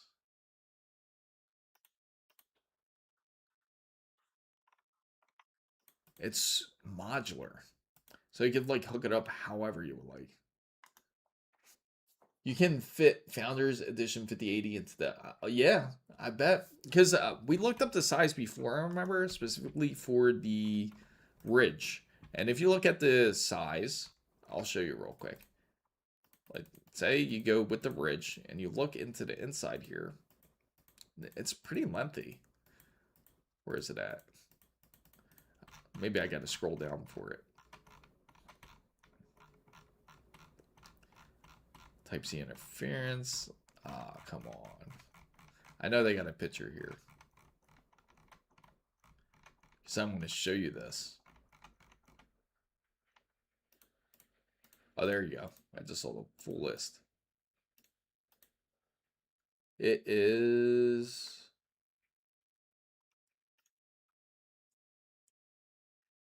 Nope.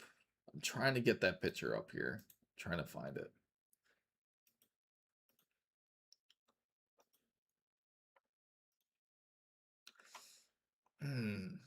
Not the picture I'm looking for. I know it's here, but it has a riser that you can actually hook up to your GPU here. So you can actually fit a decent size.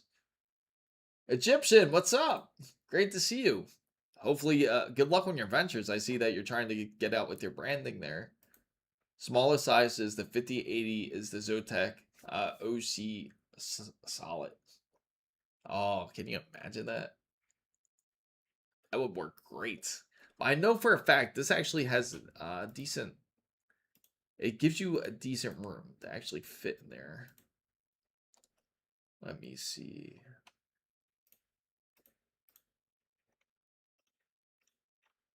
We'll find it. We'll definitely find it. Apologize if I'm going too quick. I'm just trying to find a very specific picture here. Dang. Maybe it's in here. Maybe I just play the video, guys, and then that'll play in here. Oh, here we go. Hopefully, I gotta shut that before YouTube gets me. Should be right there. There we go. Looks like that. It's a riser cable, and there you go. And you can fit it in just like that.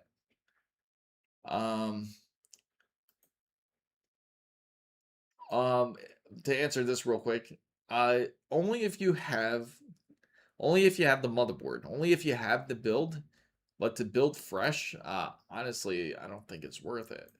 There is a super small case for a 8090 Astro card that costs over $1,000. Which case is it? What do you think of the new NVIDIA chip? Oh, you mean you're speaking of the RTX Spark? I think it's very decent, especially starting off. I think it's quite the beast. It's going to be great for anyone that's going to be using it for like design usage, editors, using it for like things like LLMs. It'll be great in that side, but it's not going to be for anyone. I know for you, Egyptian, it probably work great because I know what you're trying to pursue here. But I think for most people out there that's looking for like a portable like gaming type of solution, that wouldn't work. If that's the case, I think it would be pretty decent. If you're thinking of getting it for your work, I think it would work well. Yes, exactly. I think exactly. And that's what I've been trying to explain here. It's more for video editors. It's more for people that are going to be using it for design. It's going to be more for those who are willing to be able to use it for that sense. So at this point, NVIDIA should just start making RAM. You know what's crazy? Out of the whole Computex, which I'm surprised and then it happened, is that unless I'm wrong, maybe I didn't see it there, but it was ASUS's ROG RAM sticks. Like they had their anniversary sticks for their RAM, but didn't have it. They didn't really mention it. I know they're only available in Taiwan and also available in China, but those are the only locations that have them.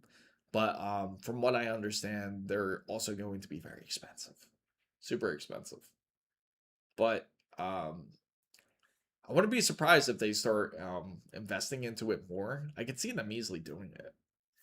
But for anyone that's looking for PC builds, I highly suggest just to go to honestly just go with a bundle. Bundle's the best way to go. Definitely the cheapest way. Yes.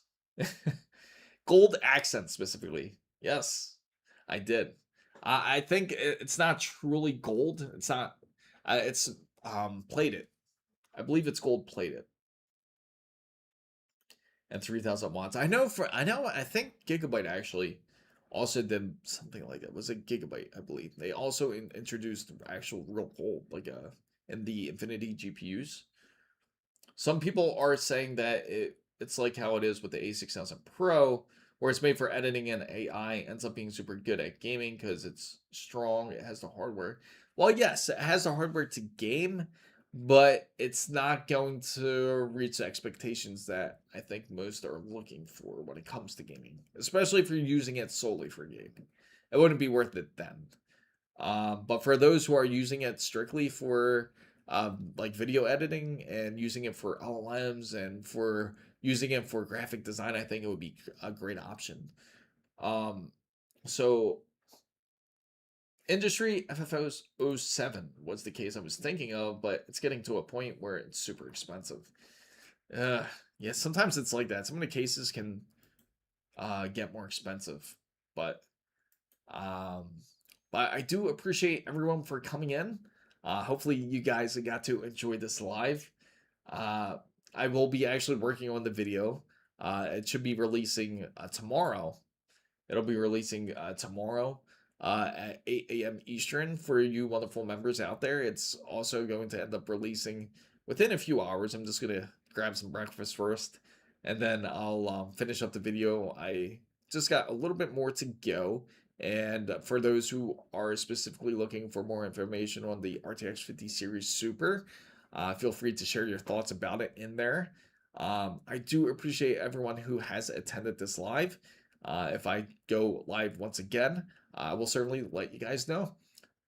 Thank you guys again so much for watching. Yes, I will. I'll definitely do some more Forza streams when I get the chance. Thank you. Thank you. Oh, Tony. Sorry I missed you. Yeah, that's all right, Nellis. I do appreciate you guys. Egyptian, Tony, and Ellis, I know you guys are just like coming in. It's okay. Don't no worries. There's always you can always replay. Uh I thank you, Pixel. I thank Flapjack for being around. I also thank the Pred. I gotta thank all of you. I gotta thank Ernesto, Rugel, Takuma. I thank all of you guys that were part of the channel. We got $170 rates, guys, for the Threadripper. We're getting there. No problem. No, it's okay. Thanks so much. I do appreciate all of you. No problem. Thank you. See you guys, and hopefully we go up and do a Forza stream soon. Have a great day and have a wonderful weekend.